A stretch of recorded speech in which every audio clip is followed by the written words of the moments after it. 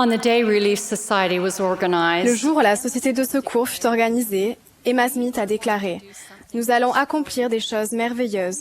Nous nous attendons à avoir des occasions extraordinaires et des appels pressants. » Ces appels pressants et ces occasions extraordinaires se présentèrent fréquemment à l'époque, comme ils le font actuellement.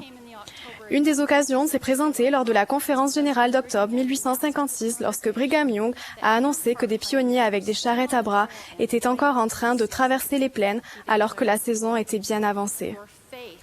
Il a dit « Votre foi, votre religion et votre profession de foi ne sauveront pas une seule de vos âmes dans le royaume céleste de notre Dieu si vous n'appliquez pas les principes que je vous enseigne maintenant. Allez chercher ces gens qui sont maintenant dans les plaines et occupez-vous rigoureusement des choses que l'on appelle temporelles. Sinon, votre foi aura été vaine. » Nous nous souvenons avec admiration et reconnaissance de ces hommes qui partirent au secours de ces saints affligés. Mais que firent les sœurs? Sœur Lucy Meserve Smith a rapporté qu'à la suite de l'exhortation du président Young, ceux qui se trouvaient dans l'assemblée passèrent à l'action. Des femmes ont enlevé leurs jupons, qui étaient à la mode à l'époque, et qui tenaient chaud aussi, leurs bas et tout ce dont elles pouvaient se passer. Là, dans le tabernacle, et elles les ont mis dans les chariots pour les envoyer aux saints dans les montagnes. Plusieurs semaines plus tard, Brigham Young rassembla de nouveau les saints au tabernacle, tandis que les secours et les convois de charrettes à bras approchaient de Salt Lake City. Avec un grand sentiment d'urgence, il implora les saints, surtout les sœurs, de soigner les malades, de les nourrir et de les recevoir, disant « Vous en trouverez qui ont les pieds gelés jusqu'aux chevilles, d'autres jusqu'aux genoux, et d'autres qui ont les mains gelées. Nous voulons que vous les receviez comme s'ils étaient vos propres enfants, et que vous ayez les mêmes sentiments à leur égard. Lucy Meserve Smith a aussi rapporté « Nous avons fait tout ce que nous pouvions, avec l'aide de bons frères et sœurs, pour réconforter les nécessiteux.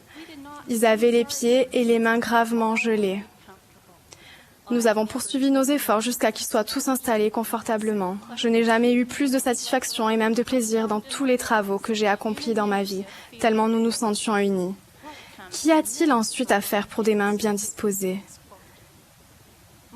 Mes sœurs bien-aimées, ce récit peut être assimilé à notre époque et aux personnes qui souffrent dans le monde entier.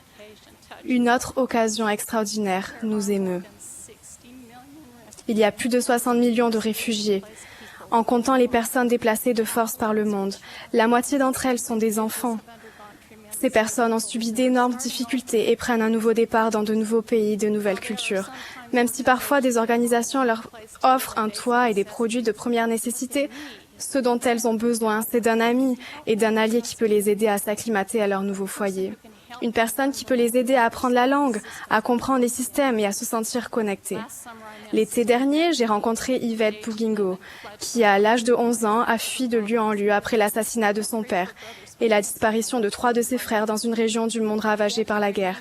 Yvette et les autres membres de la famille ont vécu pendant 6 ans et demi en tant que réfugiés dans un pays voisin jusqu'à ce qu'ils puissent s'installer dans un foyer permanent où un couple attentionné les a aidés pour les transports, les écoles et d'autres choses.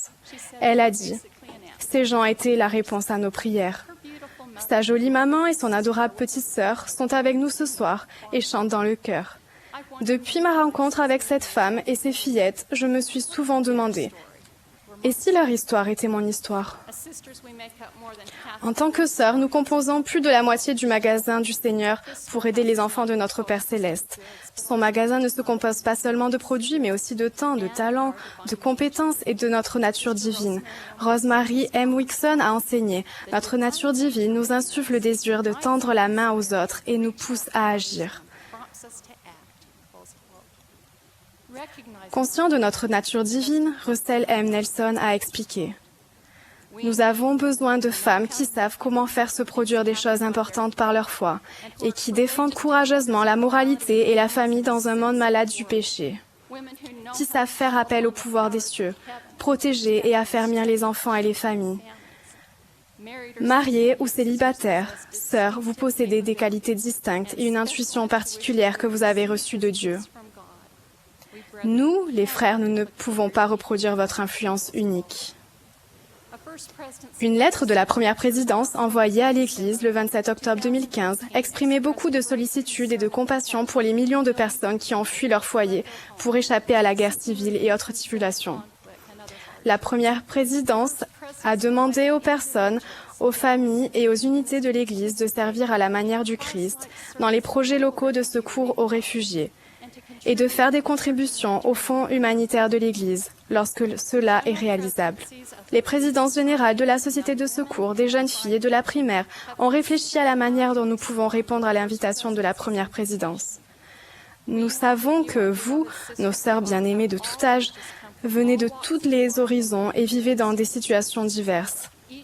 Chaque membre de cette communauté mondiale de saints a fait alliance au baptême de consoler ceux qui ont besoin de consolation. Cependant, aucune d'entre nous ne doit courir plus vite qu'elle n'a de force. Ces vérités à l'esprit, nous avons organisé une opération de secours appelée « J'étais étranger ». Nous espérons que vous réfléchirez à l'aide de la prière à ce que vous pouvez faire, selon votre temps et vos moyens, pour servir les réfugiés qui vivent dans votre quartier et votre collectivité. C'est une occasion de servir à titre personnel, en famille et par l'intermédiaire d'organismes pour offrir de l'amitié, du tutorat et d'autres services chrétiens, et c'est l'une des nombreuses manières dont les sœurs peuvent rendre service. Dans tous nos efforts guidés par la prière, nous devons suivre le conseil sage que le roi Benjamin a donné à son peuple après l'avoir exhorté à prendre soin des nécessités. Veillez à ce que tout cela se fasse avec sagesse et ordre. Sœurs, nous savons que tendre la main aux autres avec amour est important aux yeux du Seigneur. Pensez à ces exhortations des Écritures. Vous traiterez l'étranger en séjour parmi comme un indigène du milieu de vous. Vous l'aimerez comme vous-même. N'oubliez pas l'hospitalité, car en l'exerçant, quelques-uns ont logé des anges, sans le savoir. Le Sauveur a encore dit, « Car j'ai eu faim et vous m'avez donné à manger, j'ai eu soif et vous m'avez donné à boire, j'ai été étranger et vous m'avez recueilli, j'étais nu et vous m'avez vêtu, j'étais malade et vous m'aviez visité. » Le Sauveur, avec amour, a fait les louanges de la veuve dont l'offrande n'était que de 2 petites pièces parce qu'elle avait fait ce qu'elle pouvait. Il a également raconté la parabole du bon Samaritain, qu'il a terminée en disant « Va, et toi fais de même ». Parfois, aider les autres n'est pas pratique, mais lorsque nous collaborons dans l'amour et l'unité, nous pouvons nous attendre à recevoir l'aide des cieux. Lors des obsèques d'une remarquable fille de Dieu, quelqu'un a raconté que cette sœur, en tant que présidente de la Société de secours de Pieux, avait collaboré avec d'autres de son pieu pour offrir des couvertures piquées afin de réchauffer des gens affligés au Kosovo dans les années 1990. Et comme le bon Samaritain, elle a fait des pieds et des mains pour en faire plus, et sa fille et elle ont conduit un camion rempli de ces couvertures piquées de Londres jusqu'au Kosovo. Sur le chemin du retour, elle a reçu une impression spirituelle sans ambiguïté qui a pénétré profondément dans son cœur. L'impression était la suivante. « Tu as fait une très bonne chose. Maintenant, rentre chez toi, traverse la rue et va rendre service à ton voisin. » Les obsèques étaient remplies d'autres récits inspirants sur la manière dont cette femme fidèle reconnaissait les appels extraordinaires et pressants, et aussi les occasions ordinaires des personnes de sa sphère d'influence, et y réagissait.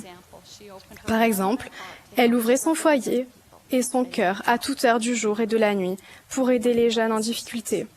Mes sœurs bien-aimées, nous pouvons être certaines d'avoir l'aide de notre Père Céleste si nous nous agenouillons et demandons son inspiration divine pour bénir ses enfants. Notre Père Céleste, notre Sauveur, Jésus-Christ et le Saint-Esprit sont prêts à aider. Henry B. Eyring a rendu ce témoignage puissant aux femmes de l'Église. Notre Père Céleste entend et exauce les prières pleines de foi que vous faites pour être guidés et recevoir de l'aide pour persévérer dans votre service pour lui. Le Saint-Esprit vous est envoyé à vous ainsi qu'aux personnes dont vous vous occupez. Vous serez fortifiés et pourtant inspirés pour connaître les limites de votre capacité de servir. L'Esprit vous réconfortera quand vous vous demanderez peut-être « Ai-je fait suffisamment ?» En réfléchissant aux appels pressants des personnes qui ont besoin de notre aide, demandons-nous « Et si leur histoire était mon histoire ?» Puissions-nous ensuite rechercher l'inspiration, agir conformément aux impressions que nous recevons et tendre la main dans l'unité pour aider les personnes dans le besoin, selon nos capacités et l'inspiration que nous recevons. Peut-être qu'alors on pourra dire de nous, comme le Sauveur l'a dit d'une sœur aimante qui le servait. Elle a fait une bonne action. Elle a fait ce qu'elle a pu. Pour moi, c'est extraordinaire. Au nom de Jésus-Christ, Amen.